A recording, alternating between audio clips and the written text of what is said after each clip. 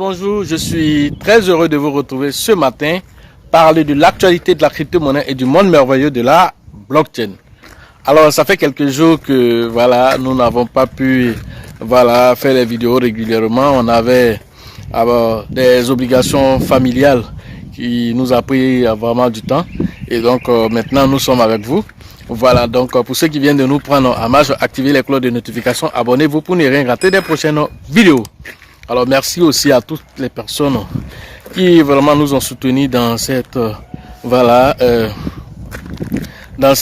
épisode familial. Merci à tous pour le soutien, à Traoré, à Chantal, à Bill, à Georgette, à Elisabeth qui a fait le déplacement. Merci à tous, à Teibi, Joseph, du côté de San Pedro qui se porte pas bien et toutes nos prières t'accompagnent.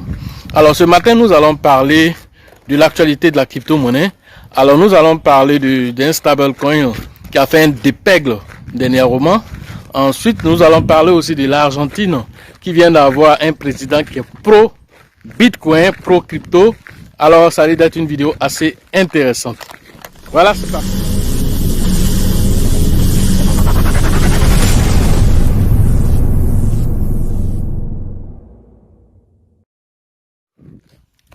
Alors, en Argentine, les élections ont eu lieu.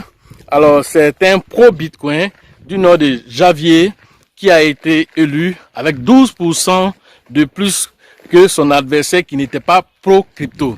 Alors, vous savez maintenant que, toutes les personnes qui vont se lancer dans les élections, que ce soit présidentielles ou autres, alors quand vous êtes pro-crypto, alors vous attirez beaucoup de faveurs des utilisateurs, vous obtenez beaucoup de faveurs de la population. Alors c'est ce que l'Argentine, à la personne de Javier a fait. Alors Javier a eu plus de votes que son collègue. Donc il a été élu avec plus de 12%. Et donc ça, c'est une victoire pour la crypto-monnaie. Alors sachez que l'Argentine est pro-crypto même en général. Alors actuellement, il y a une ville qui accepte désormais les paiements des impôts via les stablecoins USDT. Et donc, Mendoza, qui est la ville là, et donc là-bas, vous pouvez payer vos impôts avec le stablecoin USDT. Et donc, ça permet aux uns et aux autres d'interagir avec les crypto-monnaies. Et donc ça, c'est quelque chose de très intéressant pour l'Argentine, avec maintenant un président qui est pro-crypto. Alors cela va permettre à l'Argentine d'avancer sereinement avec de nouvelles innovations, attirant ainsi de gros investisseurs dans le pays, et permettant ainsi aux différents utilisateurs aussi des crypto-monnaies d'avoir plusieurs options en main. Autre information, alors il s'agit d'un stablecoin qui n'est pas trop connu, qu'on appelle l'USDR, l'USD réel si vous voulez. Alors ce stablecoin là a eu un dépègle dernièrement parce que le peg était avec le dollar qui était à $1, comme tous les autres stablecoins. Alors il y a eu un dépègle. Alors là, il a chuté de 50%, il s'est retrouvé à 0,53. Alors quelqu'un a perdu plus de $131 000. Et comment ça s'est passé? Alors lorsque un utilisateur est venu et il a échangé via une plateforme décentralisée la liquidité qui était là-bas, alors 12 millions de dollars, il a échangé cela. Et donc quand il a pris les 12 millions de dollars, voilà, dans cette monnaie-là, alors la liquidité qui était disponible n'était plus disponible. Et donc, il se trouve que ce dernier-là aussi, lui qui revient après avec ses 131 000 $, il va aller swapper pour récupérer son argent. Il n'y avait que des poussières de crypto-monnaies qui étaient là-bas. Pratiquement, ça ne valait même pas 10 $ ce qui était là-bas. Donc, il a perdu 131 000 $. Voilà, parce qu'il n'a pas su choisir le bon stablecoin pour mettre son argent là-bas. C'est pourquoi la formation a son sens.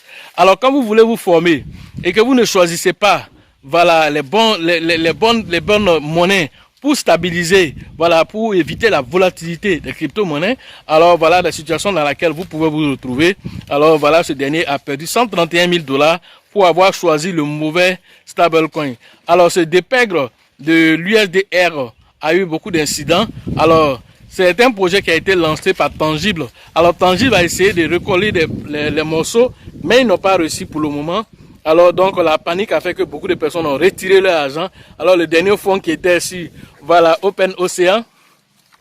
Alors le dernier, la dernière liquidité qui se trouvait sur Open, voilà, Océan. Alors cette dernière liquidité a été encore siphonnée par un autre utilisateur qui a pris 12 millions de $.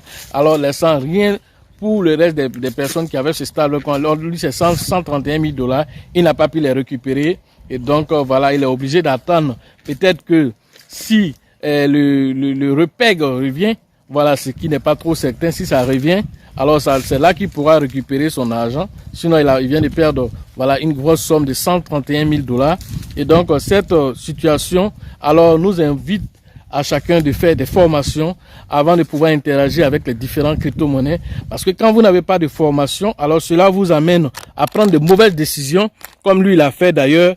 Alors, c'est pourquoi on vous invite à faire vos propres recherches et à faire aussi des formations. Quand vous faites des formations, alors vous savez, quand vous avez vos Shiba, quand vous avez vos, je sais pas, vos cakes, n'importe quelle crypto-monnaie que vous avez, alors pour éviter, voilà, la chute brutale lorsque vous atteignez vos différents objectifs, il faut les mettre en stablecoin. Mais quel stablecoin choisir? Voilà, dans quelle proportion? Alors tout ceci, vous avez ces informations au cours de la formation.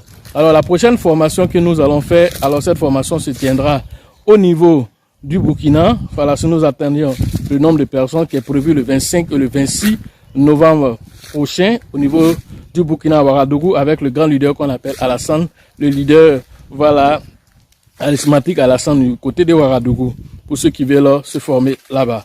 Alors au niveau de toujours, voilà, la Côte d'Ivoire ici. Alors, la prochaine formation se tiendra à San Pedro. Alors, cette formation, c'est avec le grand leader Thierry Joseph. La formation se tiendra le 16 décembre prochain.